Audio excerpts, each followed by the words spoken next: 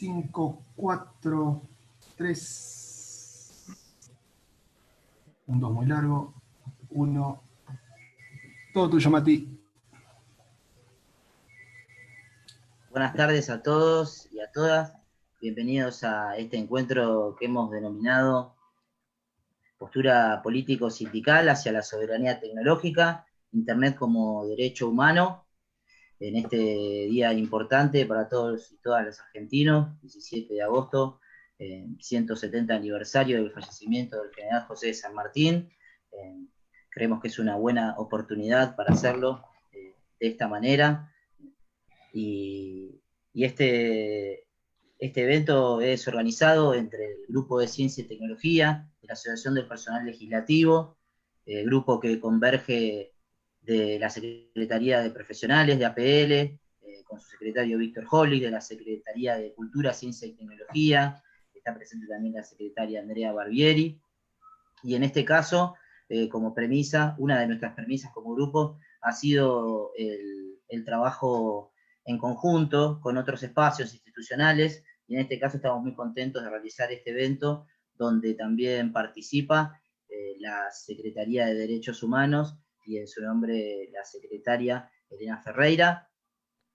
Contamos también con la presencia del diputado nacional Pablo Carro, y con la presencia de nuestro secretario general Norberto Di Próspero, a quien queremos agradecerle la posibilidad de seguir trabajando en diferentes temáticas que como grupo hemos comenzado ya hace 2 años. Nuestra propuesta era la humilde propuesta de hacernos preguntas de cómo impacta el uso de las nuevas tecnologías en el ámbito laboral, en nuestra vida cotidiana, y en este caso también las dos premisas, luego de haber charlado tanto con Norberto, son las de poner siempre en el centro de discusión cómo afecta esto a los trabajadores, que no afecte a los puestos de trabajo, y como trabajadores del Congreso de la Nación, como trabajadores y trabajadoras legislativos, miembros de la columna vertebral de la democracia, que todas estas nuevas tecnologías, nuevas o viejas, como la que nos toca hoy, sean reguladas mediante leyes y que no sean autorreguladas por el mercado. Por eso nos parece muy importante la temática que tenemos hoy para presentar. Sin más introducción, no es a mí a quien vinieron a escuchar hoy, le voy a dar la palabra a Víctor Holly, secretario de Profesionales. Bueno, gracias, Mati. Me gustaría comenzar agradeciendo a todas, todos les que hicieron posible esta actividad, a Norberto, a Elena, a Pablo por ser parte de este gran panel. Gracias, prensa, por el laburo también de permitir estar conectados hoy a pesar de distancia. Y a los compañeros de comisión directiva y todos los presentes que están acá participando a pesar del feriado, tanto por el Zoom como por el Facebook de APL. Hoy nuevamente estamos emprendiendo un ciclo de charlas y continuando en la línea de profesionales, de trabajar mancomunadamente con otros espacios. En esta oportunidad, parte del gran equipo, que es el Grupo de Ciencia y Tecnología, junto a la Secretaría de Cultura, Ciencia y Tecnología y la Secretaría de Derechos Humanos. Y bueno, centrándome un poco en la temática que nos convoca, hoy le proponemos iniciar el debate de un recurso que se implantó en la sociedad, que pudo y puede generar incontables beneficios, pero que si no se implementa correctamente, también puede producir mayor desigualdad.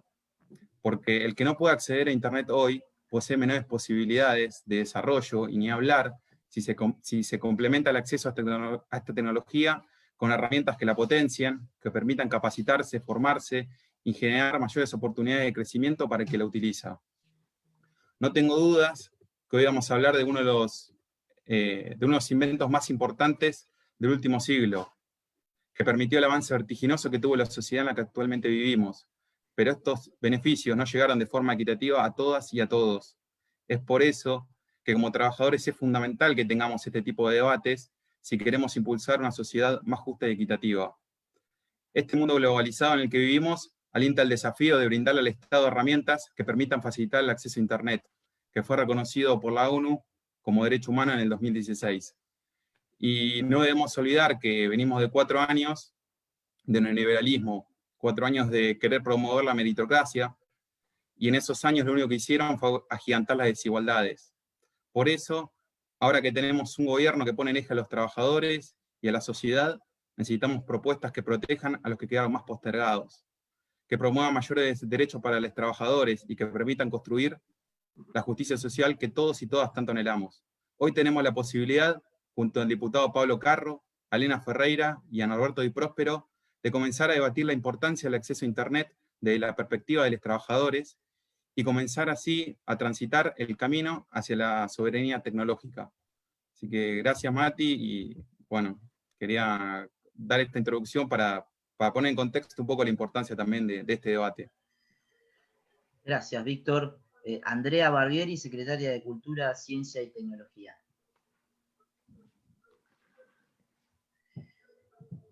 Estás muteada, André. Perdón, la tecnología me supera. Hola a todos y a todas. Bueno, para no ser reiterativa en los agradecimientos, sí quiero seguir el correlato que hicieron Mati y Víctor respecto a estas charlas que se vienen promoviendo desde el Grupo de Ciencia y Tecnología, con una mirada amplia, plural y participativa por quienes integramos la comisión directiva de APL. Varias son las temáticas que nos convocaron antes de la pandemia y durante la misma, a partir de este nuevo escenario donde el mundo virtual y digital vino para quedarse. Por ende, consideramos también importante involucrar en estas charlas a quienes nos representan, a nuestras diputadas y diputados nacionales. Tal es el día de hoy que nos acompaña el diputado Carro, a quien le agradezco su participación. Con la cultura digital nos estamos refiriendo a todas las formas de comunicación, expresión individual y colectiva, consumo y participación cívica e institucional que se realizan mediante la utilización de tecnologías digitales. La cultura digital e Internet hoy tienen un profundo impacto en nuestras vidas, generando nuevos patrones de expresión, comunicación y motivación que influyen en los cambios sociales. Quería hacer como esta introducción desde la cultura, específicamente, y bueno, y para no demorar más este interesante debate, agradezco a todos los que nos están acompañando, compañeros legislativos y legislativas. Muchas gracias, Andrea. Le damos también agradecimiento a todos los que están participando, ya sea desde el Zoom o en vivo por Facebook, a todos los compañeros y compañeras presentes, a los miembros de la comisión directiva de nuestro querido gremio, a representantes también de otros sindicatos, compañeros de FOETRA, que le damos la bienvenida también, y sin más introducción le voy a dar la palabra a quien también agradecemos por participar de esta charla y por haber aceptado y darnos la posibilidad de hacerla en conjunto con ella, a nuestra secretaria de Derechos Humanos, Elena Ferreira. Bueno, buenas tardes a todos y a todas. En principio les quiero agradecer a la compañera secretaria de Cultura, Andrea Barbieri, y al compañero Víctor Hollish, por secretario de Profesionales, por esta invitación que organizaron ellos. Yo no solamente estoy acá tocando un poquito de oído y para comentar lo que a mí me parece, lo que yo veo. Y especialmente les quiero agradecer al grupo de Ciencia y Tecnología, de compañeras y compañeros jóvenes, que con muchas inquietudes y que son hijos de la tecnología, no como nosotros, la mayoría en la comisión directiva somos de otra generación, por eso nos cuesta tanto la tecnología, y además, hablo por mí, a mí me cuesta tanto, y a Andrea también creo, pero en esta época nos estuvimos acostumbrando necesariamente al Zoom y a este modo de trabajo y de comunicación. Quiero destacar además que los compañeros y las compañeras del grupo de Ciencia y Tecnología están haciendo un trabajo silencioso muy importante para la gente de mi generación, pero también para los compañeros y compañeras que ya están jubilados o retirados, y que a través de esa ayuda, de esa asistencia que ellos les dan, están pudiendo hacer los trámites que hay que hacer en la obra social, los trámites que también todos tenemos que hacer en el home banking, y ese tipo de ayudas que parecen elementales, que parecen fáciles, a veces se nos complican, y ellos están haciendo ese trabajo silencioso. Por eso además además de felicitarlos, les quiero agradecer. Yo quiero dedicar, si me permiten, este día a Facundo, esta charla, a Facundo Astudillo Castro, y pedir justicia por él y por su familia. Porque en estas épocas en las que estamos viviendo, a veces es como muy complicado comprender, ¿no?, la realidad. Por un lado, el otro día escuchaba a Lucas Grimson, que tiene 19 años, que es el secretario de Juventudes y Adolescencias del Ministerio de Salud de la Nación, hablando de todo el lugar y de toda la pila que le pone a la nueva política y a todos los días, al quehacer de todos los días, y esta visión integral de la salud que le pone la juventud justamente. Y por otro lado, todavía tenemos que seguir soportando y asistiendo, desgraciadamente, al secuestro, a la tortura y a la muerte de muchos jóvenes, como el caso de Santiago Maldonado y el caso, bueno, y tantos otros, ¿no? Pero justamente en el que estamos hoy, lamentablemente hablando, que es el de Facundo Astudillo Castro. Tenemos que seguir exigiendo que se termine la violencia institucional. Bueno, voy a hablar para lo que me convocaron, que hay varios proyectos, que esto también les tengo que agradecer a los compañeros y a las compañeras que me acercaron los proyectos presentados por diputados y senadoras sobre el tema de la conectividad, ¿no?, y tomado como un derecho humano. Hay una pequeña reseña, una clasificación de derechos humanos, de generación de derechos humanos, y si me permiten tengo acá mi machete. Pero antes de esto quiero decir que me parece bien, me parece que es importante empezar a considerar también la tecnología como un derecho humano, pero creo que, y en varios de estos proyectos figura como algo esencial, pero creo que no nos tenemos que olvidar que todavía hay muchos derechos y muchas cosas esenciales que le siguen faltando a muchos compatriotas: luz, gas, agua y una vivienda digna. Bueno, ahora sí, la primera generación, en esta clasificación, la primera generación de derechos humanos son los civiles y políticos, que el valor que destacan es la libertad. La segunda generación es la de los derechos económicos, sociales y culturales, que el valor que destaca es la igualdad y la equidad. La tercera generación son los derechos del pueblo, los derechos de solidaridad, paz, la necesidad de cooperación entre las naciones, y en eso se incluye el desarrollo y el medio ambiente. Y los de cuarta generación son los que nos ocupan hoy, que es el derecho a la tecnología sin discriminación, a tener acceso al cable, a la protección de datos, a existir digitalmente y a la identidad digital.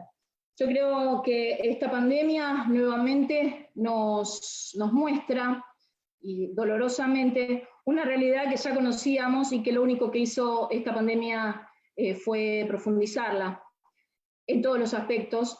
La brecha digital es muy, muy grande, pero es mucho más grande para mí la brecha social, y también respecto de la desigualdad de género.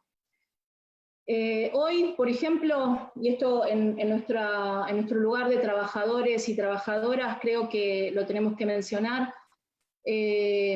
los antiderechos que hoy gobiernan la ciudad más rica de la República Argentina proponen como solución para aquellos estudiantes que no pudieron conectarse en 5 meses de cuarentena, recién se dan cuenta, ¿no? Que estos estudiantes de las escuelas públicas vuelvan antes a la escuela, vuelvan antes a las clases, lo cual lo único que hace es, por supuesto, sacarse la responsabilidad y pasársela nada más y nada menos que a los docentes, al cuerpo docente, las autoridades de las escuelas, y que son nada más y nada menos que trabajadoras y trabajadores de la educación, nuestros compañeros y compañeras, ¿no? Entonces, el gobierno, en vez de solucionar y de dar derechos, el gobierno de la ciudad, en vez de dar derechos y proporcionarles la tecnología y los elementos para que todos esos estudiantes puedan recibir la educación que merecen, acorde, la solución que da es que vuelvan y que se pongan en riesgo, no solo los educadores, sino también estos estudiantes, sus familias, que además viven en una absoluta vulnerabilidad, por lo cual no tienen acceso ni siquiera, como dije antes, a los servicios esenciales, y además estarían transportando el virus a sus familias, y si se enferman, bueno, mala suerte. Me parece que en esto tenemos que ser absolutamente solidarios y firmes, y acompañar a los trabajadores de la educación y a las familias para que esto no ocurra, para que no se los ponga en riesgo, y que quien gobierna haga lo que tiene que hacer, que es responsabilizarse. Por otro lado, me gustaría decir que espero que estos proyectos que hay en el Congreso se aprueben, pero que además, porque lo que estuve leyendo, espero no estar equivocada en lo que leí, fueron presentados durante la cuarentena, con lo cual habla de la pandemia y habla de la cobertura y de este derecho y de considerar la tecnología y el acceso a la conectividad, como es el Plan Nacional de Conectividad, que es el proyecto del diputado Carro, como algo que puede ser usado por fuerza mayor o en esta época. Entonces lo que yo creo que estos proyectos deberían ser derechos adquiridos, y que realmente continúe este derecho respetado, el derecho humano, que como dijo Víctor antes, está reconocido hace mucho tiempo. Por último, quiero decir que estoy orgullosa de ser trabajadora legislativa, orgullosa de ser militante sindical, y que siento un enorme orgullo por la Biblioteca del Congreso de la Nación, que hace mucho tiempo cumple un rol fundamental, un rol social fundamental para tantos y tantas que no tienen acceso y que no tienen las posibilidades económicas de poder acceder a una computadora o tener internet, que no tienen este derecho, pero que la Biblioteca del Congreso se los da, lo hace posible. Lamentablemente durante esta pandemia no está pudiendo ejercer este derecho, pero lo tienen. Y no solo nuestros compatriotas, sino también muchos hermanos de la patria grande que vienen a la Argentina a estudiar, porque en otros países de Latinoamérica es imposible, porque no hay educación pública y de calidad. No nos olvidemos que la tecnología no es solamente capacitación, educación, cultura, también es esparcimiento. A mí me parece que el pueblo tiene derecho a la belleza de la música, a la belleza de la lectura, y la Biblioteca del Congreso de la Nación lo hace posible, lo hace federal, a través del bibliomóvil, que va a los lugares más recónditos de la Argentina, y que muchos grandes y chicos tienen acceso a una computadora, a internet, a tener un libro nuevo en la mano. Y además, me parece también que todos y todas tenemos que gozar de esta belleza, de la belleza de la cultura, pero también sé que la biblioteca, para los quienes no lo saben, participa también en el vagón del tren sanitario del Ministerio de Desarrollo Social, y por lo que sé, en algún momento tuvieron también la posibilidad de llevar la plataforma Teatrix, y en muchos pueblos pudieron por primera vez otros compatriotas ver una obra de teatro. Así que me parece que, volviendo a lo que dije antes, hay un montón de servicios esenciales que muchos compatriotas no tienen, pero ojalá todos puedan tener esos servicios y además la tecnología. Y por último, quiero hoy, recordando al general San Martín, desear para mi patria soberanía política, soberanía económica, soberanía alimentaria y ahora también soberanía tecnológica. Muchas gracias, y muchas gracias por la invitación y por escuchar. Muchísimas gracias, Elena. Bueno, vamos a continuar. Queremos agradecer al director, coordinador general de la Biblioteca del Congreso de la Nación, Alejandro Santa, que está presente, a los diferentes miembros de la comisión directiva de APL, Felipe Sanz, secretario gremial, Gladys Benítez, secretaria de la Mujer, también está la Comisión de Géneros y Equidad, la Comisión Papa Francisco, Comisión Combatientes de Malvinas, a los compañeros de la agrupación Usina, a todos los compañeros que están haciendo la conexión, también les agradecemos al grupo de prensa, al equipo de prensa, y otro agradecimiento más para el compañero Diego Rossi, compañero legislativo, quien ha trabajado codo a codo con nosotros para poder sacar adelante esta charla, y en su nombre voy a presentar al diputado nacional Pablo Carro, que para nosotros es un gran placer, y lo escuchamos, diputado. Muchísimas gracias por estar con nosotros. ¿Qué tal? ¿Cómo les va? Buenas tardes. Muchas gracias por la invitación. Para empezar, querría decir, lo primerísimo que querría decir es que me hago el intelectual con libros a mi espalda, pero si pudiera, me gustaría hablar con un póster como el que tiene Elena detrás, sin ninguna duda. De verdad, estoy envidiándoselo aquí todo el tiempo. Muchísimas gracias por la presentación, Elena. Y en tu nombre, Norberto, y el resto de los compañeros y compañeras, muchas gracias por el tremendo laburo que han hecho todo este tiempo, de pandemia y de no pandemia, porque me consta por todos los compañeros y compañeras que trabajan en mi despacho, si todos los empleados y empleadas de la Cámara tienen esa dedicación, y no tengo dudas, la verdad que hacen un tremendo trabajo, la disposición para laburar, ni bien comenzó la pandemia, tanto para ir a la Cámara si era necesario, aún poniendo en riesgo su salud, como en el trabajo a distancia, que me consta que para los trabajadores y trabajadoras del Congreso, además, es un trabajo que no tiene horario porque siempre están disponibles. Nos reíamos al comienzo porque discutimos y aprobamos una ley de teletrabajo,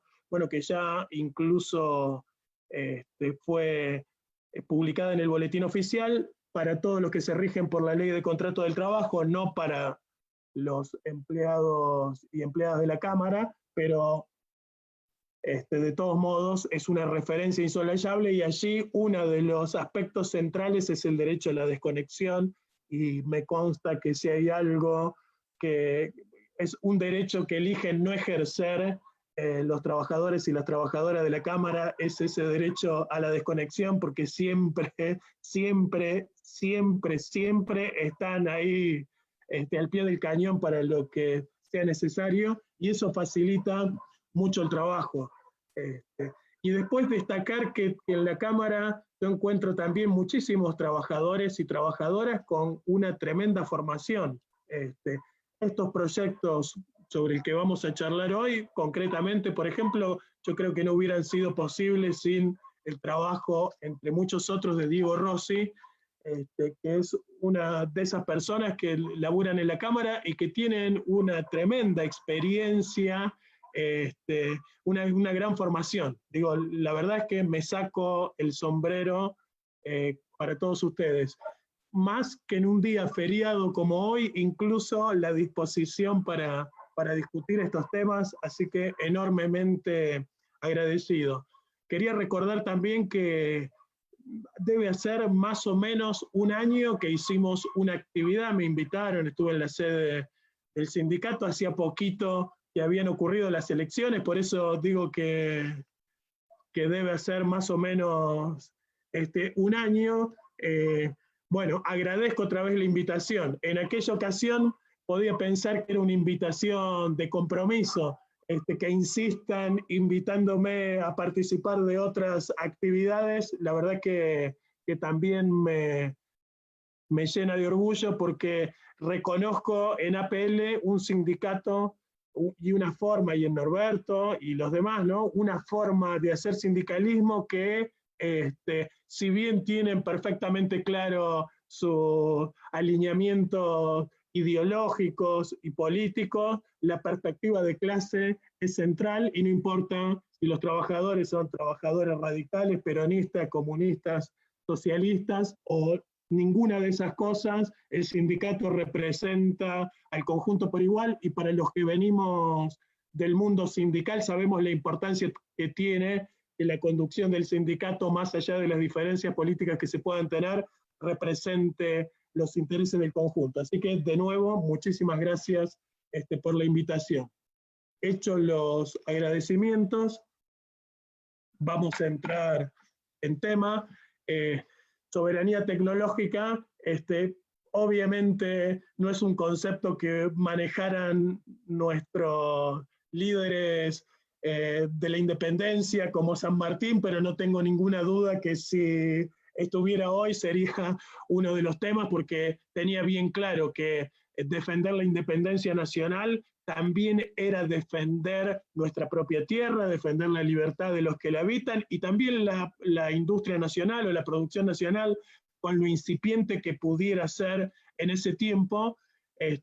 San Martín lo tenía muy claro. Y además el hecho de que la grandeza de nuestros países la hacen los trabajadores, ¿no? En aquel momento hablaba de los indios, de los negros, de nuestros paisanos que estaban en bolas, decía él, pero siempre los que sacan el país adelante son los trabajadores y las trabajadoras. Que un sindicato, que los trabajadores, trabajadoras discutan estos temas sin que sea un proyecto que de manera directa esté vinculado con su trabajo, también ennoblece, me parece a mí, la actividad de nuestros sindicatos, porque abre la perspectiva desde la que es necesario pensar. Y hay que pensar siempre, todas las leyes que se proponen, qué impacto tienen sobre los trabajadores. Y como bien decía Elena, sabemos que en la Argentina hay muchísimos argentinos y argentinas que no logran siquiera hoy poder llevar a su casa un plato de comida. Ni hablemos de el acceso a la salud, la educación y a las tecnologías, ¿no? Que pareciera algo que hace unos años para nosotros era algo como algo distante, estaba en nuestro discurso, había que pelear por reducir la brecha digital, era importante que todos nuestros pibes tuvieran computadoras, pero era como prepararnos para algo que iba a venir, ¿no? La pandemia nos puso de cabeza en el tema del teletrabajo y en darnos cuenta lo importante que es Internet, que es la conectividad en nuestras vidas, no solo porque nos toca laburar desde nuestras casas, sino que nuestros hijos, hijas, hacen sus tareas de la escuela, tenemos ganas de entretenernos, ver una película, jugar un video, comunicarnos con la familia, todo eso requiere de conectividad.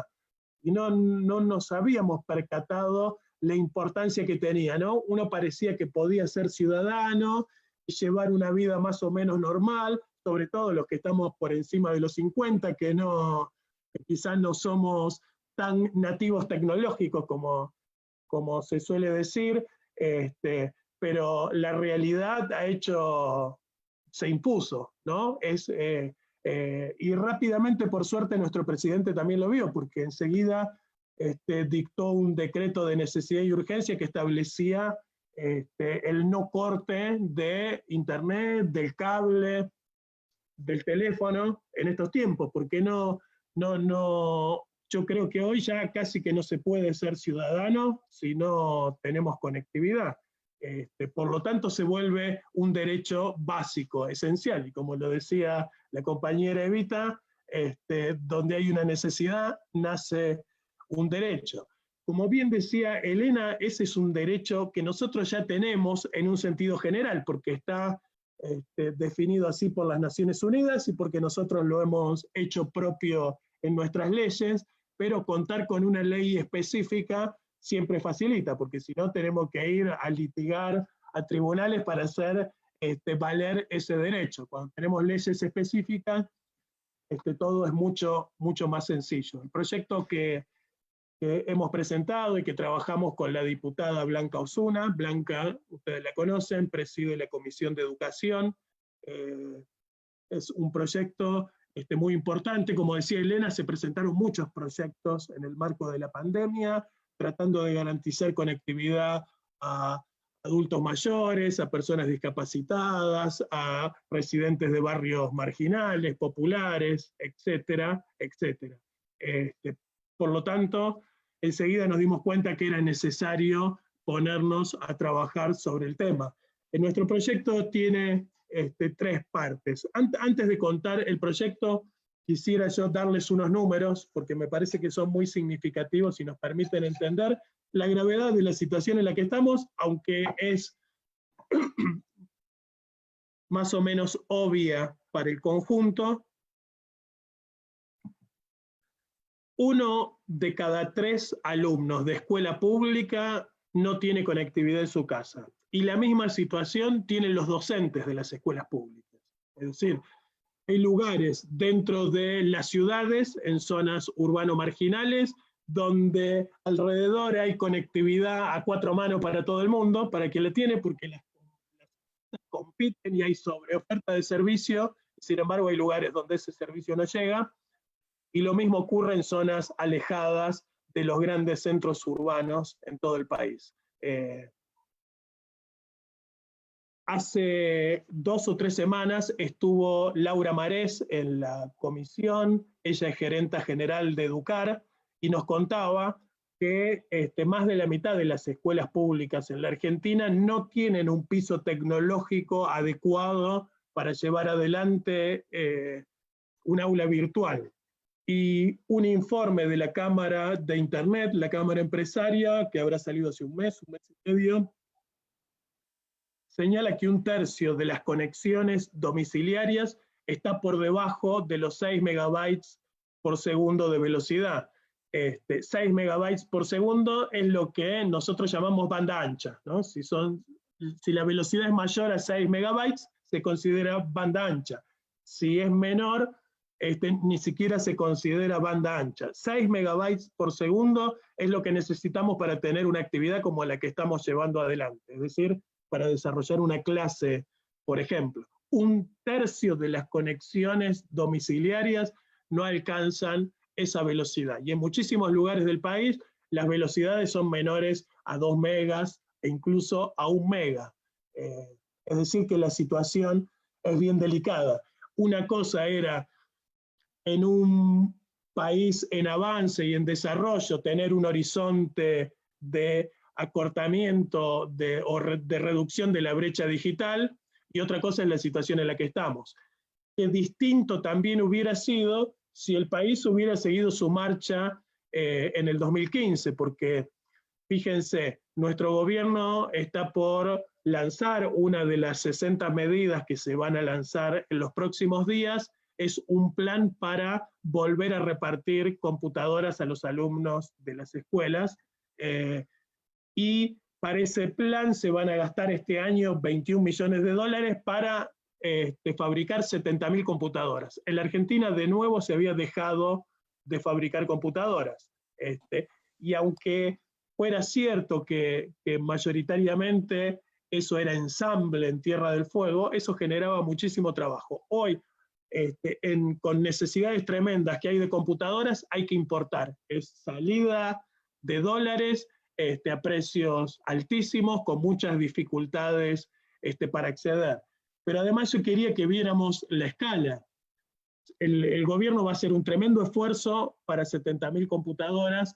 En el 2015 se repartieron más de 5 millones de computadoras. Es decir que, ¿se imaginan si hubiéramos seguido en esa política con otros presupuestos? Porque no tuvimos o no teníamos en ese momento el brutal endeudamiento que generó el gobierno de Macri, porque hoy no solo tenemos los problemas que nos genera la pandemia, sino el tremendo hueco económico, la desocupación, la pobreza y el endeudamiento que hay en nuestra Argentina, gracias al gobierno de Macri, y además justamente desactivó todos estos programas, porque no solo desactivó el Conectar Igualdad, sino dejó de llevar adelante el programa Argentina Conectada, dejaron de producirse contenidos audiovisuales, se desatendió por completo la televisión digital abierta. Piensen hoy, hoy fíjense, la televisión pública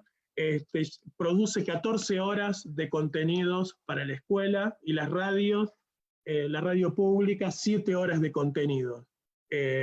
Si con la TDA nosotros hubiéramos podido resolver esto de una manera mucho más sencilla, y hoy estamos mucho peor, porque además hay que hacer mucho mantenimiento a la TDA. No solo se desatendieron 4 años, sino que además se rumbraron las antenas, los equipos, hubo muchísimo deterioro que está hoy llevándose adelante para el saneamiento, para dar soluciones que hoy no tenemos en el momento justo en que las necesitamos. Entonces, les decía, la situación es muy crítica, porque es crítica la situación económica. Esto se agudizó por la pandemia. Los números que les di muestran a las claras la necesidad de contar con un plan de conectividad, que es justamente lo que se propone el proyecto de ley. El proyecto de ley tiene, podríamos decir, 3 partes. El primero es más, si se quiere, de orden filosófico, en el sentido que se define Internet como un derecho humano. Esta es una discusión, me parece a mí, importante, pero secundaria en este sentido. Digamos, es importante que nosotros discutamos si Internet es un derecho humano, si es un servicio público, si es un servicio esencial. Podemos hacer muchas reuniones como esta y discutir estos temas. Lo que importa en las leyes para mí es la letra chica, qué es lo que garantiza la ley, más allá de lo que defina, porque tranquilamente que se considere que este es un servicio esencial o un derecho humano, termina siendo secundario si el articulado después no nos garantiza el ejercicio efectivo de ese derecho. Pero decía, una parte es conceptual. Para materializar esa conceptualización de del Internet como un derecho humano, lo que hacemos es restituirle, o lo que busca este proyecto es restituirle al Estado la capacidad regulatoria.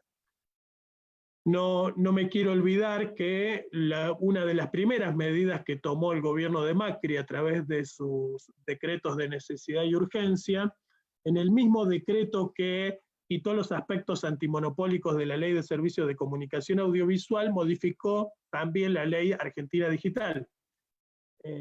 Y esa ley establecía había 2 artículos importantes que fueron derogados. Uno, que establecía que este es un servicio público en competencia, y público en competencia porque justamente es diferente de otros servicios públicos, como la luz, el gas, el agua, que en general, por su propia característica, son servicios monopólicos. Este tiene la particularidad que, así como hay grandes corporaciones, también hay pequeñas cooperativas, ¿no? Y redes comunitarias, sectores no lucrativos que se dedican a esto. ¿Por qué? Porque las grandes compañías se han ocupado de brindar este servicio en los grandes centros urbanos, y ha sido el sector cooperativo el que ha logrado generar conectividad en los pequeños pueblos alejados de los grandes centros urbanos. Defender esta característica a mí me parece importante, solo que al mismo tiempo hay que ir en un sentido de volver a equilibrar ciertas asimetrías que hay entre los negocios que hacen estas grandes compañías y aquellos pequeñas cooperativas o pymes, micropymes que brindan, pequeños ISP que brindan este servicio a lo largo y a lo ancho de nuestra Argentina. Entonces decía, uno, la definición de Internet como un derecho humano, universal, es decir, que tenemos que llegar a poder brindarle este servicio, y el Estado se lo tiene que garantizar a todos los que vivan en la Argentina por el solo hecho de ser seres humanos, justamente, y define además una prioridad, que es la educativa, porque justamente como les decía antes, si bien esto es algo que hay que garantizarle a todos los ciudadanos y a todas las ciudadanas, también es cierto que hay que fijarse prioridades. Y aquí lo que nosotros nos proponemos es que haya un gran plan nacional de conectividad que un plan que por un lado unifique sus políticas que llevan adelante diferentes áreas de gobierno, pero además articule un plan que sea federal, gobierno nacional, gobiernos provinciales, gobiernos municipales, porque esto es un servicio que hay que llegar a las pequeñas localidades y para eso hay que involucrar a todos los sectores, para que sea así. Y además tiene que ser, perdón, un plan público y privado, porque hoy las inversiones que hay que hacer, el Estado no tenemos un Estado hoy, un gobierno con capacidad para llevar adelante grandes inversiones. Primero porque hay prioridades urgentísimas y además porque tenemos una deuda brutal para pagar y porque los números del crecimiento no son los de Argentina, no son los de la década ganada, justamente, sino todo lo contrario, más bien de caída en la actividad económica y por lo tanto caída en la recaudación. No solo hay que destinar buena parte a pagar la deuda, sino hay que destinar los pocos recursos que hay a reactivar la economía, generar trabajo, alimentar a nuestra población. Es decir que si bien la conectividad es un tema central, es un tema que hoy no puede recibir los fondos que se recibían hace 4, 5, 6 años para este tipo de cosas. Por lo tanto, la prioridad es educativa, para hacerle llegar este servicio o Internet o garantizar Internet a nuestros maestros, maestras, profesores, profesoras, alumnos, alumnas de las escuelas urbano-marginales, pero también de las escuelas en zonas desfavorables. Es decir, en los dos casos apuntamos a que en primerísimo lugar tratemos de llegar con conectividad a aquellos lugares.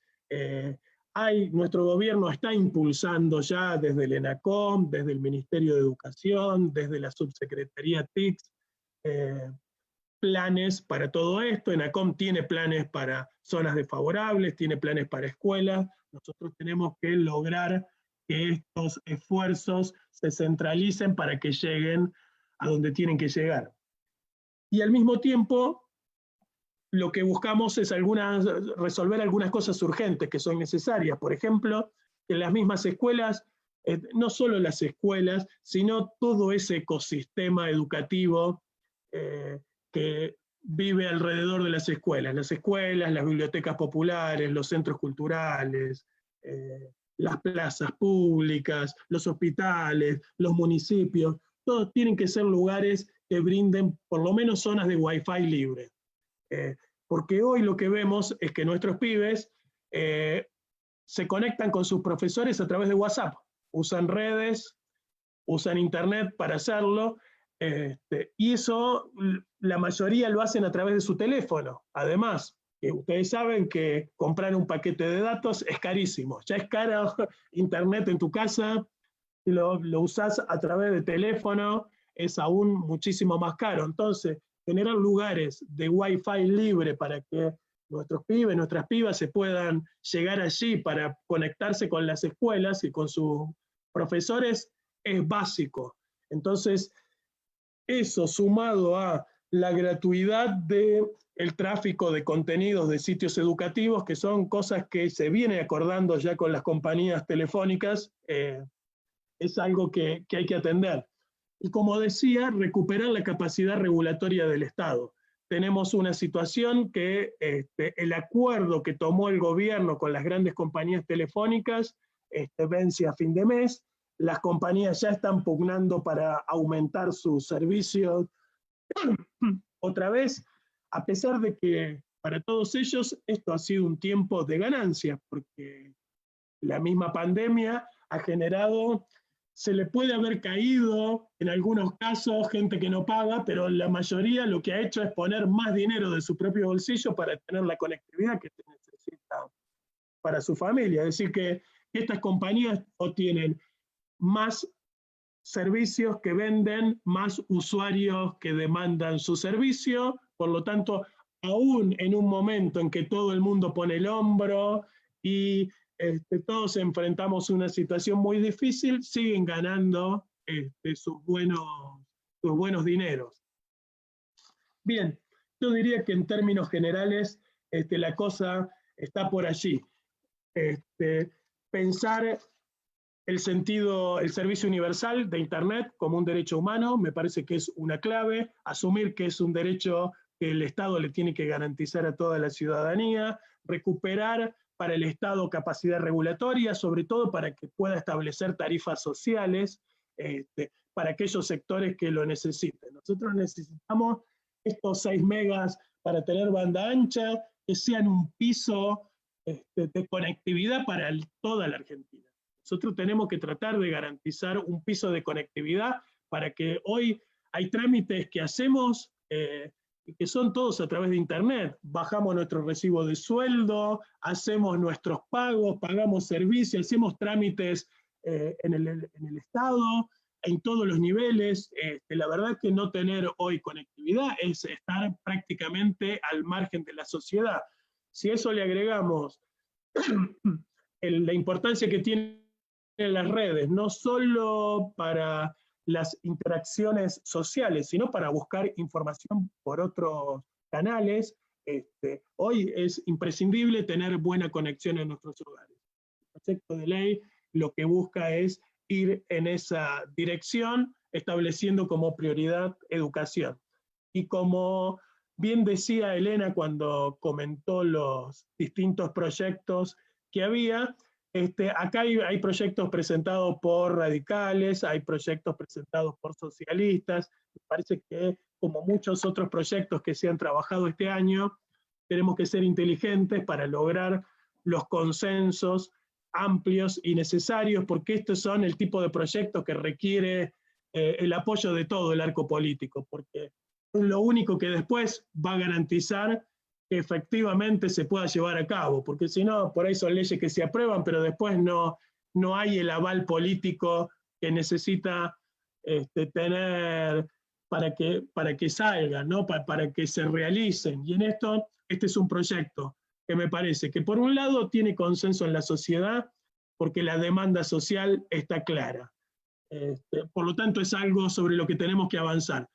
Visto los proyectos que hay presentados, entendemos que casi todo el arco político está más o menos en sintonía, por lo tanto, nosotros tenemos que ser inteligentes y tenemos que poder avanzar, porque este es un proyecto necesario y es un proyecto que nos va a poner en la senda de la soberanía tecnológica, que era lo que mencionaban al principio, no porque apunte a dar soluciones de fondo para esto, pero con brecha digital no hay soberanía tecnológica, y esa soberanía tecnológica no solo tiene que estar en la producción de tecnología, sino también en la capacidad de nuestros ciudadanos para apropiarse de esas tecnologías. Hoy nosotros necesitamos que nuestros chicos, nuestras chicas, aprendan a programar desde chicos. Lo que nos va a garantizar soberanía tecnológica para adelante es que en 20 años tengamos jóvenes muy preparados en esto, y no que estemos, como nos está ocurriendo en parte hoy, que las grandes corporaciones, las grandes plataformas vienen a ofrecernos soluciones tecnológicas, que son soluciones que lo que hacen es entramparnos en sus propios productos, ¿no? Hoy Microsoft, Google vienen a acercarse al Estado nacional, al Ministerio de Educación, a los municipios, a ofrecer su tecnología, sus entornos virtuales, sus programas como el Zoom u otros. Y ustedes saben que nosotros hacemos una actividad a través de estas tecnologías y lo que decimos ya deja de ser nuestro para ser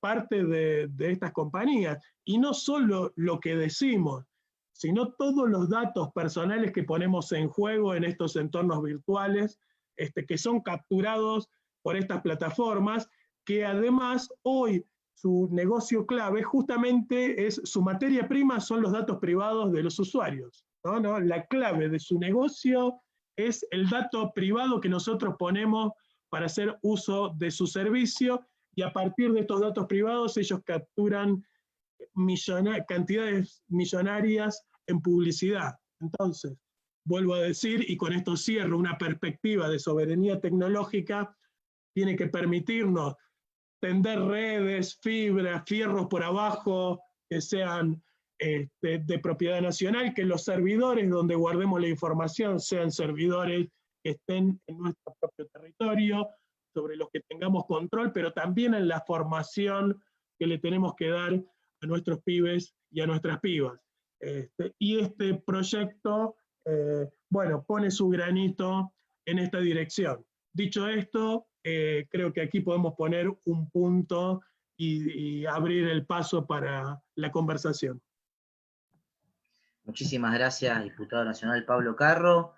Bueno, agradecemos a todos los compañeros y compañeras que están presentes, a los que están siguiendo también por Facebook.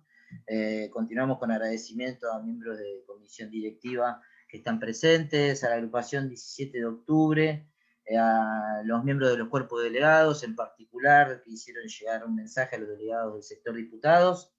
Y sin más introducción, mientras tanto les digo a quienes están participando que pueden empezar a hacer las preguntas por el chat, tanto de Facebook como de Zoom. Saludamos también al secretario de Turismo de APL, Adolfo Álvarez, y le voy a dar la palabra a nuestro secretario general, a Norberto Di Próspero.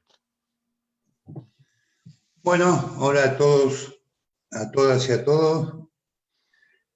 Hola Pablo, ¿cómo andás? Compañero, un gusto tenerte nuevamente con nosotros. Principalmente como compañero Movimiento Obrero, como diputado nacional representando a Córdoba, pero representando al Movimiento Obrero. Para nosotros es importantísimo trabajadores que tengamos legisladores que ocupen bancas en distintos lugares y que representen al Movimiento Obrero. Así que damos la bienvenida a Tradipos en el sindicato. No fue aquella vez, no te invitamos de compromiso, te invitamos porque sabemos de tu militancia, sabemos de tu compromiso social, de tu compromiso sindical y político, porque coincidimos en el fondo, en los objetivos y en la metodología, más allá de haber una y otra cuestión, que también vamos a terminar coincidiendo si los objetivos es defender los derechos de los trabajadores, así que bienvenido. Después, no quiere ser reiterativo, pero tiene que ser, felicitar a los compañeros de la Secretaría de Cultura, de la Comisión de Tecnología, de la Secretaría de Derechos Humanos. Dudábamos hacer esta charla por el feriado. Zoom tiene capacidad para 100 y ya estamos en los 100 y se está transmitiendo por Facebook. Así que imagínate, realmente es buenísimo que una charla de esta característica tenga el interés que tienen los trabajadores. Te agradezco el concepto que tienen los trabajadores legislativos. Coincido plenamente, aunque lo mío es subjetivo, el concepto que vos tenés, coincido, la formación que tiene cada uno de los trabajadores legislativos y la pertenencia que tiene con su trabajo cada uno de mis compañeros, ¿no? Y yo iba leyendo algunos chats, algunas preguntas de algunos compañeros. Había un compañero que decía, no sé quién dijo, persona discapacitada, y se dice persona con una discapacidad. Bueno, lo aclaramos, compañero, persona con una discapacidad.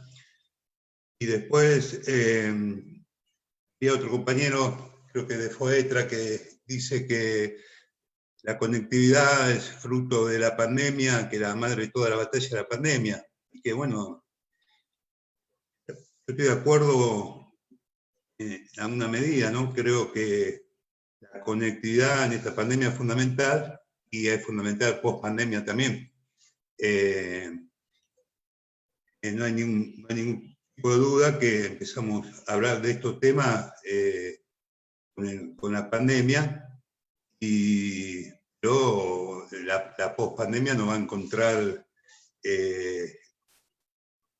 con la mayor conciencia de la igualdad en la conectividad, ¿no? Creo que lo que nos dio esta pandemia es la desigualdad del proyecto que vos hiciste y de lo que vos acabas de decir, de aquellos que pudieron estar conectados y de los que no pudieron estar conectados, lo que decía Elena, ¿no?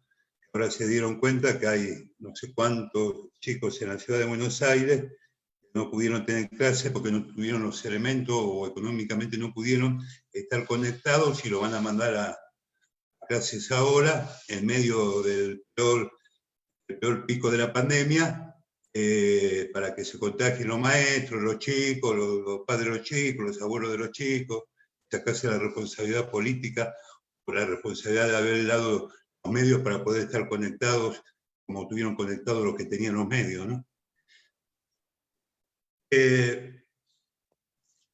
Yo normalmente soy muy transparente y hablo siempre igual, ¿no? No conectado o en el gremio o en una mesa de café. Y hoy lo llamo a mi amigo Alejandro Santa, le mando un mensaje, que la Biblioteca del Congreso, que Elena hizo mención, de la cual yo entré a trabajar en el año 84, con Alejandro, teníamos 19 años los dos, ya hace 36 que entramos a trabajar ahí, viene haciendo un trabajo espectacular desde el punto de vista de la tecnología para aquellos que no tienen la posibilidad económica de acceder a la tecnología, ¿no? Entonces le digo, mira, hoy tengo un Zoom, armame un pequeño machete de cómo viene la biblioteca, que toque el otro, que toque pam. Me hace un audio como de 6-7 minutos, que digo, mira, vamos a hacer una cosa. Conectate, te invito y explícalo vos. Te digo porque, aparte, eres el director coordinador general de la biblioteca de carrera, ese tercero de carrera, antes era político, los directores coordinadores, venía el presidente de la comisión bicameral, ponía un director coordinador político, el cual desde el punto de vista de la gestión administrativa, de lo que era la biblioteca, de la gestión de la cultura y todo eso, no aportaba mucho. La Biblioteca del Congreso trascendió muchísimo con la pandemia, muchísimo, de la conectividad, muchísimo, que esto lo va a explicar a Alejandro, por eso lo invité, que va a servir mucho por el tema del cual estamos hablando. Yo me acuerdo que en el año, la biblioteca fue muy castigada, y es muy castigada. La biblioteca la agarra los medios de comunicación, o la agarra algún malintencionado, o algún miserable, y te dice que somos todos ñoqui, hay un empleado por libro, de tanto empleados que somos no entramos en el edificio. Un día me hizo el propio expresidente de la Nación, por cadena nacional, dijo que la biblioteca era una estafa, dijo barbaridad de la biblioteca, que yo le contesté en una carta pública.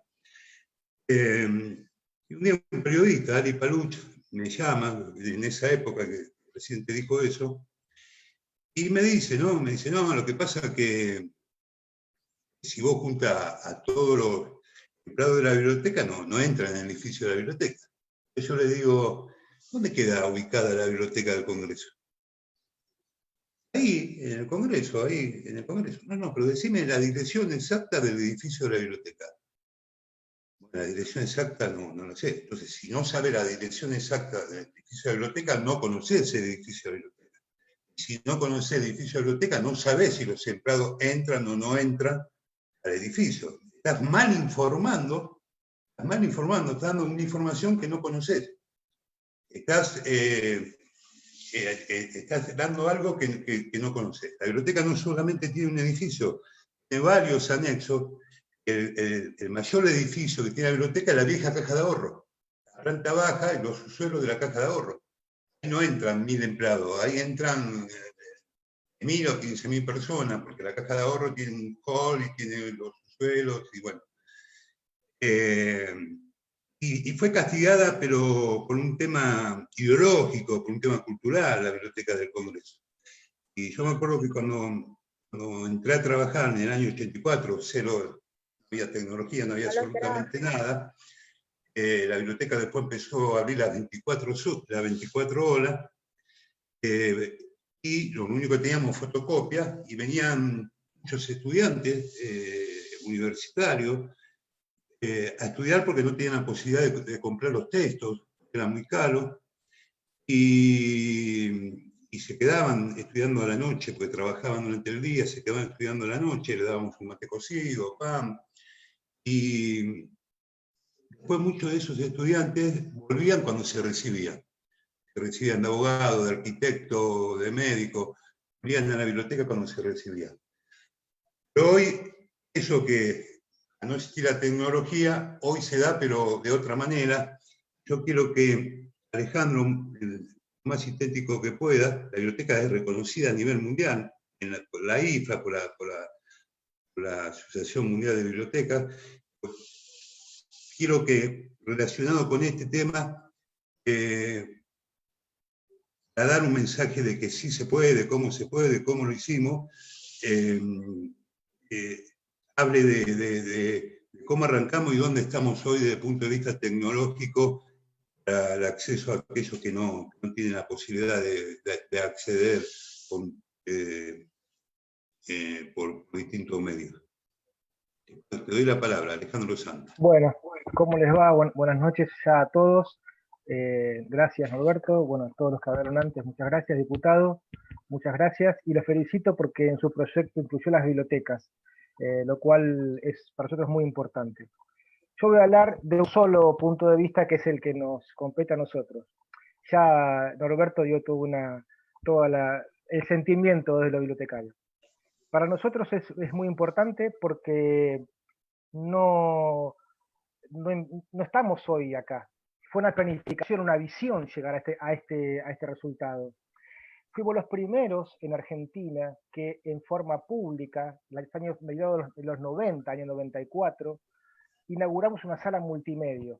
En ese momento con Dialab, en la vieja biblioteca de la sede de Alsina, que hoy está en nuestro espacio cultural.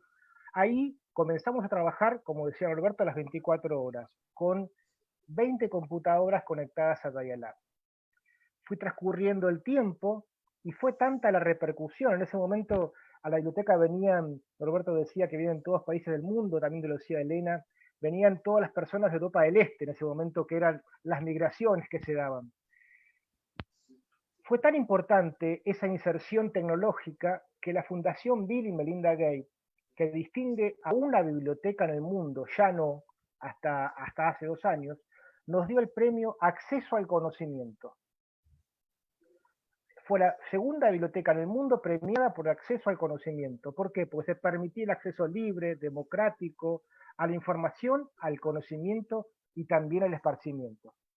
Fuimos creciendo con ese premio porque también ese premio fue monetario, nos dieron $250.000, que entre paréntesis nos agarró el corralito. Así que tuvimos que explicarle a los norteamericanos la convertibilidad. Bueno, no fue fácil, diputado, no fue fácil. Con ese dinero iniciamos 2 o 3 proyectos muy importantes para nosotros. El primero, la mudanza, a lo que le contaba recién Norberto, a la vieja caja de ahorro, viejo banco caja de ahorro, hoy en nuestra sala pública de lectura. Donde estaban las cajas, hoy se atiende las 24 horas a los usuarios, lectores que ahí vienen. Otro proyecto que inauguramos fue el proyecto de la digitalización de nuestra biblioteca pública, de nuestro acervo bibliográfico histórico. Y otro proyecto que nació de ese premio fue nuestro querido Bibliomóvil, que en ese momento hicimos una conexión con el resto de los poderes del Estado y la Armada Argentina nos donó 2 contenedores que eran de la vieja Elma. Y en esos 2 contenedores, uno lo hicimos multimedial, año 2002, ¿no? eran 6 computadoras de dial-up con un televisor 30 pulgadas, que era lo máximo que había en ese momento, y otro contenedor con 5.000 títulos de libros. Esos 2 contenedores recorrieron el país completo. Preguntará usted cómo. Bueno, los llevábamos con los aviones Hércules, los llevábamos con los barcos contenedores, los llevábamos con los camiones del ejército, haciendo una sinergia con el resto del Estado. Así fuimos a la Puna, contar anécdotas como que los chicos que collas caminaban 50 kilómetros para ver una computadora. Pero nosotros siempre fuimos con la idea de no mirá lo que nunca vas a tener, como es un modelo que tiene hoy la televisión, sino si vos mirás, si vos ves, si vos te esforzás, podés llegar a ese esfuerzo, podés llegar a tener esto y podés llegar a conseguir este objetivo. Fue cambiando y logramos hace 14 años tener hoy un micro que tiene 2 pisos, que ya tiene 600.000 kilómetros recorridos, que ha recorrido de Ushuaia a La Quiaca todo el país, pero no solamente yendo a las ciudades, no yendo a los pequeños pueblitos. En su momento comenzamos con una antena, estas flaneras que se llaman, con eso conseguíamos la conexión a internet, y después con el tiempo fue corriendo, nos conectábamos ahora con unos pendrive que son de conectividad, que nos permiten estar en cualquier parte, en cualquier lugar del país, estar conectados. Le damos servicio con 10 computadoras y con más de 6.000 títulos de libros con agentes culturales. También, después, usted hablaba recién también del anterior gobierno, y la interrupción del plan Conectar. El plan Conectar era un plan que permitió acceder a computadoras a miles y millones de chicos. Y ahí tuvimos que reinventarnos, a ver de qué manera ya no era llevar la computadora, sino llevar el contenido, qué podíamos ponerle dentro de ese elemento que tenían. Y empezamos a trabajar ya con desarrollo de software, empezamos a trabajar con talleres de robótica. Ya la Biblioteca del Congreso hace más de 2 años que da robótica, que da desarrollo tecnológico. También empezamos a trabajar mucho con todo lo que es con las personas con discapacidad, en la inclusión definitiva. Hay un proyecto en la Cámara de Diputados hoy en discusión en la Comisión de Legislación General, que es el proyecto del Tratado de Marrakech. Es un proyecto que permite la accesibilidad para personas ciegas a contenidos gratuitos de todo el mundo, contenidos digitales. Bueno, siendo corto en la explicación, la biblioteca siguió funcionando. Potenciamos todo lo que es la digitalización. Hoy la biblioteca está en su gran mayoría, todo lo que es accesibilidad digitalizada. Y empezamos a trabajar mucho en los contenidos digitales. Hoy, en el concepto nuevo de las bibliotecas, en su nuevo concepto son lugares de encuentro, no son más bibliotecas donde la gente no va en forma silenciosa a ver un libro. No, la gente va a compartir un momento, a conectarse, a tener una conectividad de Wi-Fi, y eso es lo importante. Hoy en todos nuestros edificios, en la sala pública, en el espacio cultural, en la hemeroteca, todos tienen Wi-Fi de alta calidad. Y le doy un ejemplo. En el resto de las bibliotecas del mundo, usted en el proyecto ya hablaba de el tema del derecho universal. Hoy en las grandes bibliotecas del mundo, la de Nueva York, en España, la de Madrid, no solamente se dan servicios de internet para los que están dentro de la biblioteca, sino también para los que están fuera de la biblioteca. Y con la pandemia, todos nuestros usuarios lectores que no pudieron venir, hoy están faltos de esa posibilidad, porque no vienen solamente a estudiar, vienen a hacer su currículum, vienen a tener esparcimiento, y a estar cerrados no nos permite darles ese servicio. Y lo que hablaba Víctor del tema de la posibilidad de si la tecnología resta puestos de trabajo o no, en nuestro caso potenció puestos de trabajo y mejoró los puestos de trabajo, porque nos permitió, por ejemplo, Elena contaba de nuestra incursión a través, Argentina tiene 2 trenes sanitarios, uno norte y uno sur, que llevan médicos, más de 50 médicos, tomógrafos, personas que hacen anteojos, y nosotros somos el vagón cultural. Y ahí entramos a pequeñas poblaciones que tienen 2.000, 3.000 habitantes, donde no tienen ni siquiera electricidad, no tienen agua, imagínense si tienen conectividad. Entonces ahí no le llevamos el libro digital, le llevamos el libro. Y para mí, y para nuestra visión de la Biblioteca del Congreso de la Nación, no son competitivas, sino que son complementarias. La tecnología y el libro papel, o la posibilidad del espectáculo directo. También, como contaba Elena, llevamos una plataforma que se llama Teatrix. Teatrix es una plataforma que creó la hija de Alejandro Romay, que hoy se usa mucho por la pandemia, que es teatro grabado, y en poblaciones de Salta, del norte de Santa Fe, de Chaco, hemos dado teatro a los chicos. Y eso es transformador. No solamente la conectividad para el estudio, sino también para el esparcimiento, la posibilidad de acceder democráticamente a la cultura, a la información. Y eso es nuestra tarea desde la Biblioteca del Congreso de la Nación. Pero este proyecto, sépalo, diputado, que es lo que se debate hoy en el mundo. Todo el mundo está discutiendo esta posibilidad del derecho, y no solamente con la pandemia. Es un derecho universal acceder a la posibilidad de la conexión. Hoy, quien no es un nativo digital y que no tiene los conocimientos básicos de la conexión, está fuera del mundo. Y esta es nuestra responsabilidad como Estado. Tenemos que posibilitarlo a nuestros ciudadanos de todos los estratos sociales, pero más a los que menos lo tienen, la posibilidad de acceder a la conexión.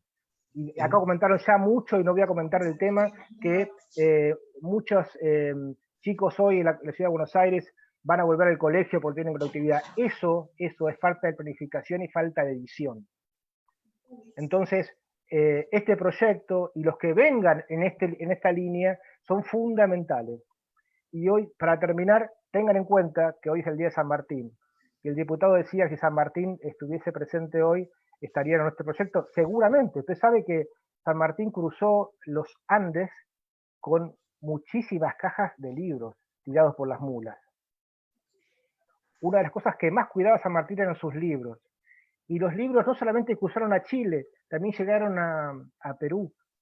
Y la Biblioteca Nacional de Perú se crea con los libros de San Martín. Así que seguramente esto es lo que viene, y esto es lo que tenemos que discutir. Y más desde y yo también quiero destacar una cosa que es muy importante, diputado, que estas modificaciones y estas planificaciones, esta visión de la modernidad se dieron hace 20 años en nuestra biblioteca, con quien hoy es el secretario general de este sindicato, que no era el secretario general del sindicato, era un compañero trabajador, ¿sí? Y éramos 3 o 4 personas jóvenes con ideas y con ganas y viendo el futuro, en este caso Norberto, David de las Draqui, Pablo Naín en su momento, que no éramos o lo que hoy somos, éramos simples trabajadores que creíamos que la posibilidad del cambio estaba en la modernidad, y incluir todas estas modificaciones, tecnologías, para mejorar nuestra institución. Así que, bueno, gracias a todos y feliz día de San Martín. Gracias, Ale.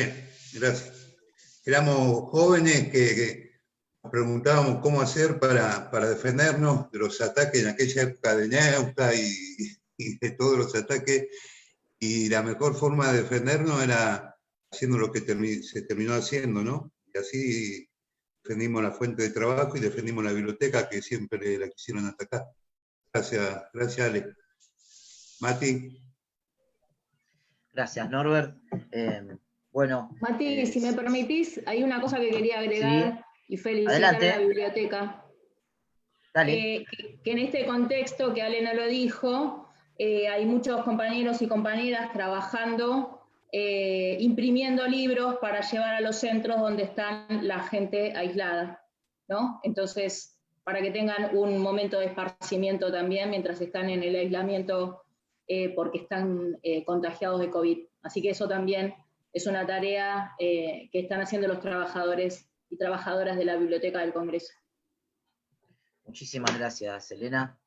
Diputado, ¿le parece que juntemos 3, 4 preguntas para hacer una ronda? ¿Cómo estamos de tiempo? Buenísimo, muchísimas gracias. Muchísimas gracias, diputado. Gracias, Alejandro Santa.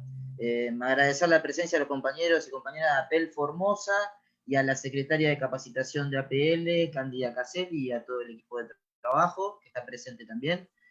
Tenemos 3 preguntas, se fueron anotando en el chat. Le voy a dar la palabra a Franco Endrek. ¿Qué tal? Buenas tardes. Primero que todo, bueno, agradecer a Norberto, a Elena y a Andrea por permitirnos este espacio y a toda la comisión directiva. Gracias a usted, diputado, por estar aquí presente y, bueno, hacer enriquecedor este debate. Yo tuve la oportunidad de leer su proyecto y los otros tantos que sé que también están presentados en la Cámara, y quería consultarle en ese sentido, como bien usted decía, una de las primeras medidas del gobierno de Macri fue, mediante decreto de necesidad de urgencia, derogar algunos aspectos de la Ley de Argentina Digital, entre ellos el establecimiento de las telecomunicaciones como servicio público esencial. Yo quería consultarle en ese sentido, ¿cómo le devolvemos la capacidad de controlar al Estado a través de ENACOM para regular precisamente la calidad del servicio y, por otro lado, tener tarifas accesibles o la posibilidad de una tarifa diferenciada, digamos, para los sectores más postergados o más necesitados de la sociedad que no pueden acceder a ellos? Y si está previsto, de alguna manera, al igual que otros servicios públicos esenciales, la posibilidad de alguna audiencia pública, que si bien no son vinculantes, es una buena oportunidad para escuchar a la sociedad y ver cuáles son los inconvenientes que los aquejan. Gracias, Franco. Belén Mascareño.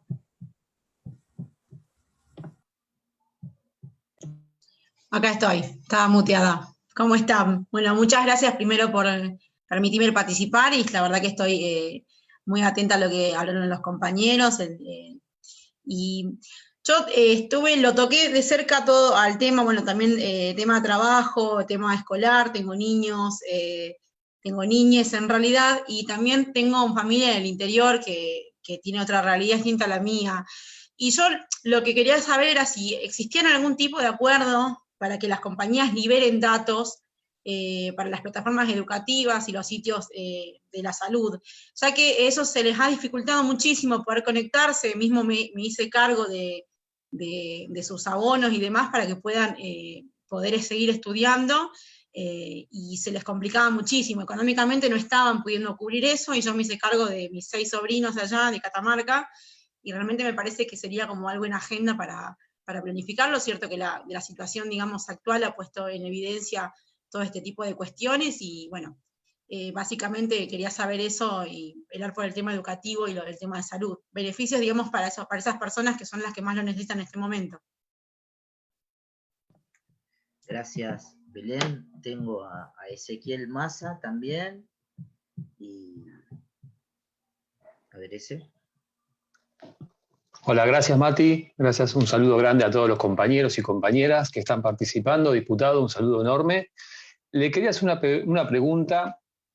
Usted dijo que este servicio público es un servicio público en competencia, a diferencia de los monopolios de la luz y el gas.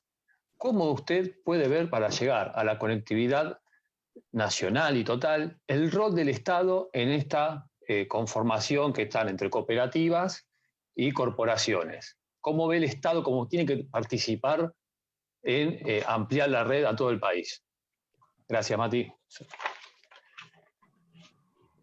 Gracias por las preguntas, diputado. ¿Agregamos alguna más o cortamos ahí? Y como quieras. Después hacemos otra ronda. Veo que tenemos una en el chat, no sé si está presente el compañero, si está ahora, dice si contempla esta ley el rol de ARSAT para garantizar el acceso universal y la red federal de fibra óptica. Bien, respondemos. Primero quería decir algo en relación a la biblioteca. Lo escuchaba Alejandro y, bueno, como me ocurre con todo el personal legislativo, ¿no? Está la pasión ahí en ese laburo, en la defensa del laburo, el contar con orgullo, esas cosas que hace la biblioteca. Ustedes saben que yo soy profesor en la Universidad Nacional de Córdoba y además un hijo de la escuela pública. Para mí hubiera sido imposible estudiar sin bibliotecas, porque era imposible comprar los libros, las fotocopias eran carísimas, ni hablar de libros digitales que en esa época ni existían siquiera. Pero además, digo, Y lo destaco por lo siguiente: cuando deje de ser diputado y vuelva a dar clases a la universidad como director de tesistas, voy a mandar a laburar a la biblioteca del Congreso, porque ahora tengo mucho más claro la cantidad de cosas que ofrece la biblioteca, pero que además digo, porque es enfermante, ¿no? Norberto decía, todos aquellos que atacan a la biblioteca no tienen idea y en general son ignorantes, hay que decirlo. Porque para hacer este proyecto de ley que hoy estoy presentando, nosotros pudimos recoger la legislación internacional, digamos, tuve la posibilidad de tener acceso a las leyes que se estaban dictando en el marco de la pandemia en todo el mundo, porque la biblioteca brinda ese servicio de recopilar las leyes que se están dictando en tiempo real. Fíjense qué cosa tan sencilla, y sin embargo la utilidad que tiene, y de hecho hay un informe de la semana pasada que todavía no tuve oportunidad de leer, sobre economía de plataformas, que está muy vinculado, es decir, tanto la biblioteca como información parlamentaria producen información de mucha calidad para aquellos que quieran ponerse a producir leyes, o para los investigadores, o para estudiantes en general, o para el público en general, porque la biblioteca está abierta. Así que felicitarlos por la tarea que realizan y agradecerles, porque el trabajo que hacemos sería mucho más difícil sin el trabajo que ustedes hacen. A ver las preguntas. Franco preguntaba, ¿cómo recuperamos, cómo le devolvemos al Estado capacidad? Bueno, por un lado, restituyendo estos dos artículos de la Ley Argentina Digital, el que establece que es un servicio público en competencia y el que le permite regular tarifas. Hoy, si el gobierno quiere plantearle a las telefónicas que no pueden aumentar, no tiene capacidad para hacerlo, porque Macri a través de un decreto se la quitó. Es imprescindible que nosotros le restituyamos al Estado esta capacidad, porque si no, tenemos buenas intenciones, pero no alcanza. El Estado tiene que poder regular tarifas, sobre todo para poder garantizarle a aquellos que no pueden acceder al servicio. Tiene que ser a precios accesibles, o a precios, no solo el servicio, hay una distinción que hacen los especialistas, no solo un servicio accesible, es decir, que haya una empresa que brinde el servicio en el lugar en el que vos vivís, sino que además sea un precio accesible, que es lo que se llama asequibilidad. Es decir, que se pueda pagar, porque servicio hay, claro, si lo podés pagar. En algunos lugares, lamentablemente, ni aunque lo puedas pagar, existe ese servicio. ¿Cómo se hace? Es una de las preguntas que creo que hacía Ezequiel. Voy a tratar de terminar con lo de Franco. Por un lado, reponer esta capacidad del Estado. La participación ciudadana, a mí me parece que proyectos como este se enriquecen con la participación ciudadana, sin dilatar mucho el tratamiento, pero son necesarias reuniones informativas para, fíjense, en un tema como este. Y es importante escuchar a las empresas que brindan el servicio, a las grandes corporaciones, a las cooperativas, a los fabricantes de computadoras, a los que fabrican o importan fibra óptica, a los que hacen el tendido, hay que escucharlos. A los docentes, a los sindicatos, obviamente, pero también a los estudiantes, que son quienes lo usan. Para mí, escuchar hoy a los representantes del movimiento estudiantil es clave para poder discutir una ley como esta. A las asociaciones de usuarios y consumidores, y a los funcionarios de gobierno que trabajan en estas áreas, para producir una ley como esta, que sea una ley, ¿no? Hay algo que siempre digo, pero que vale la pena repetir, ¿no? La realidad no la modifican las leyes, la realidad la modifican las políticas públicas. Sin políticas públicas, sin un gobierno que lleve adelante esas políticas, podemos tener muy buenas leyes, como nos pasa a muchos otros niveles. La ley está, pero no se cumple, no hay un gobierno que la quiera poner en práctica. Pero además, en este caso, tiene que ser una ley que el sector privado la vea como una ley potente, que no solo le va a permitir a los ciudadanos que el servicio les llegue, sino que ello le va a permitir seguir llevando adelante su negocio. Es decir, para que la ley sea una ley productiva, no sirve de nada que nosotros saquemos una ley que diga que todos los argentinos y las argentinas tienen que tener banda ancha de 100 megabytes de velocidad por segundo. Si eso es impracticable. Yo necesito que las empresas que brindan el servicio entiendan que la ley los ayuda a brindar ese servicio. Luego, me parece que se vinculaba con la pregunta que hacía Ezequiel por el lugar de ARSAT y del Estado. Nosotros en este proyecto de ley no definimos cuál es el órgano de gobierno que va a llevar adelante esta política. Dejamos que el gobierno mismo decida de qué manera llevarlo. Lo que no hay ninguna duda es que necesitamos un plan nacional y que ese plan nacional tiene que recibir los aportes de todas las áreas de gobierno que trabajan en esto. ARSAT es una pata central, no solo por el servicio, por lo que han hecho en el tendido de fibra, no solo por lo que se ha hecho en relación a TDA, no solo por la política satelital. La verdad que si pensamos en soberanía tecnológica, ARSAT tiene que ser una empresa insigne para eso, una empresa pública que no piense tanto en términos de competencia y de rentabilidad de la empresa, porque en este caso lo que nosotros necesitamos es que esta empresa lo que haga es cubrir esos baches que no cubren las empresas privadas. Y en esto, dentro de poco tiempo tendremos una oportunidad, porque hay que renovar las licencias, y a mí me parece que acá es donde está la participación inteligente del Estado.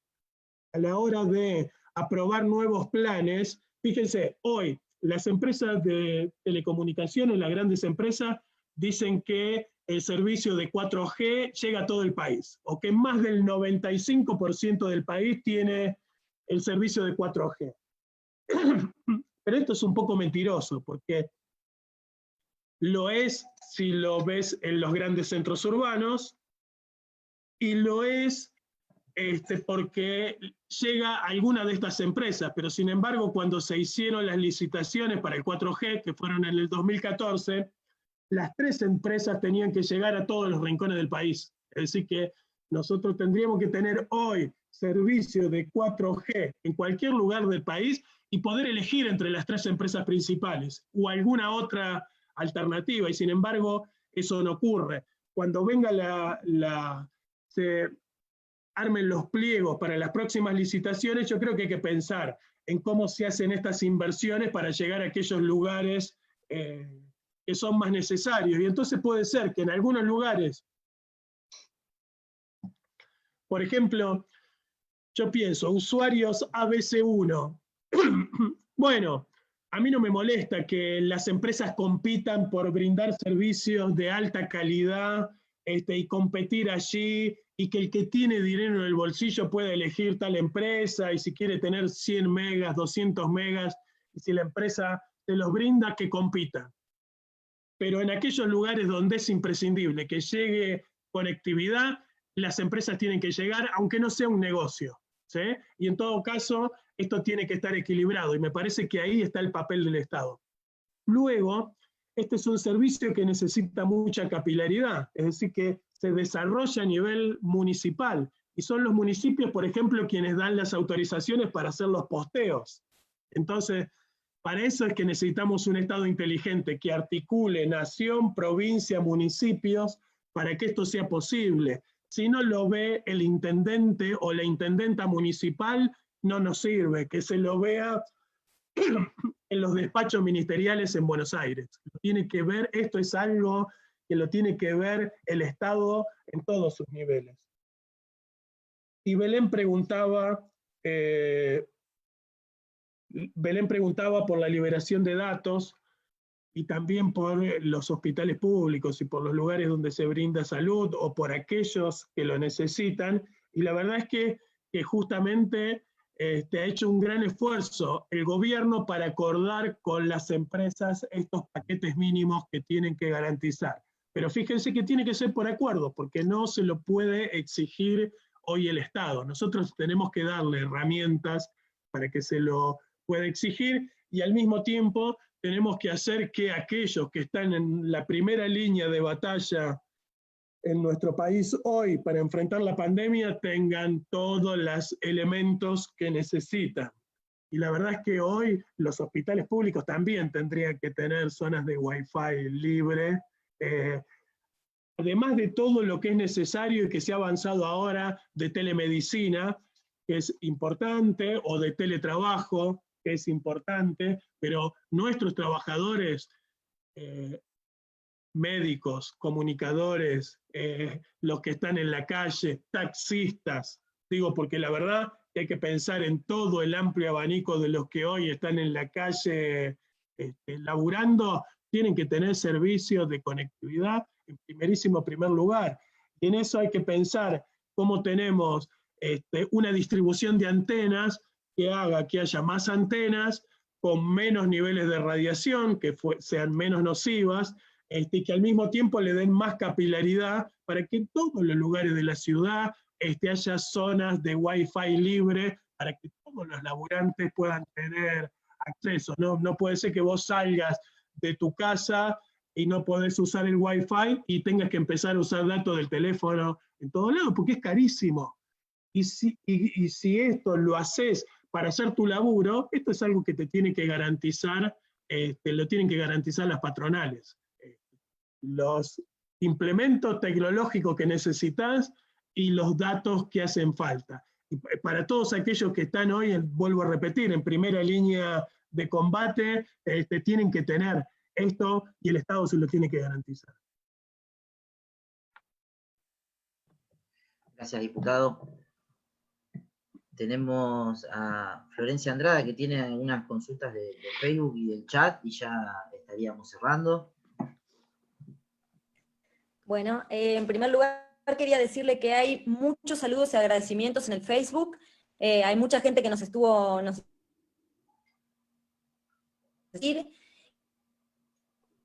y después Ricardo Daer, a través del chat, pregunta cómo se controlará el monopolio de Internet, si podrá este gobierno actual utilizar la fibra óptica instalada por el gobierno de Cristina Fernández de Kirchner. Bien, pregunta, Florencia, gracias por la pregunta que me trasladás de Ricardo. Bueno, una de las cosas que hizo nuestro gobierno hasta el 2015 era desplegar su política sin pensarla en términos electorales, ¿no? Porque la verdad, sí, una de las cosas que se hizo fue tender fibra, que no se iluminó durante nuestro gobierno. Mucho de la conectividad que se brindó en el gobierno de Macri fue porque se iluminó esa tremenda inversión que se hizo en el tendido de fibra, ¿no? Más de 20.000 kilómetros de tendido de fibra. Durante el gobierno de Macri creo que, no sé si se llegaron a los 3.000, 4.000 kilómetros. O sea que ahí hay una distancia grandísima, pero todavía incluso hay mucho por iluminar. En Córdoba, por ejemplo, cuando se hicieron los gasoductos troncales, se tendieron los cables de fibra óptica, es decir que por muchas rutas de Córdoba hay cable, pero no están iluminados, es decir que todavía necesitamos iluminar. Para eso una empresa como ARSAT tiene un papel central. ¿Por qué? Porque podría, por ejemplo, operar como lo hace en el mercado mayorista. Justamente, si ARSAT brinda o vende conectividad mayorista a pequeños proveedores de servicios de Internet, puede regular tarifas a través de su intervención en el mercado mayorista. Entonces, no necesitamos tener un monopolio estatal para eso, pero teniendo una empresa estatal como ARSAT, que tenga bien enfocada su política, puede intervenir en el mercado mayorista llevando los precios a la baja del conjunto de las empresas, de modo tal que todos aquellos que brindan el servicio puedan brindarlo a precios accesibles. Si vos por un lado tenés una empresa como ARSAT que bajen los precios mayoristas. Y por otro lado, tenés una legislación que le permite al Estado regular tarifas, tenés dos lugares para intervenir en el mercado sin necesidad que deje de ser, como decíamos, un servicio público en competencia. Es decir, mantenés la competencia brindando el servicio, pero intervenís de manera estratégica para tirar los precios abajo, porque el Internet en Argentina todavía sigue siendo muy caro comparado con otros países en el mundo. A pesar de que es uno de los países que más desarrollo ha tenido, todavía sigue siendo un poco caro. Muchísimas gracias, diputado. Muchísimas gracias a todos los que participaron activamente en el Zoom y a través de Facebook. Un montón de compañeros y compañeras, estamos muy contentos por la charla. Ya vamos casi 1:40 y creo que ya es tiempo de cerrar. Le habíamos dicho al diputado que 1:30 alcanzaba y creo que nos quedaríamos un rato más, pero para respetar la palabra vamos a hacer un cierre. Elena, no sé si querés hacer una pequeña reflexión final.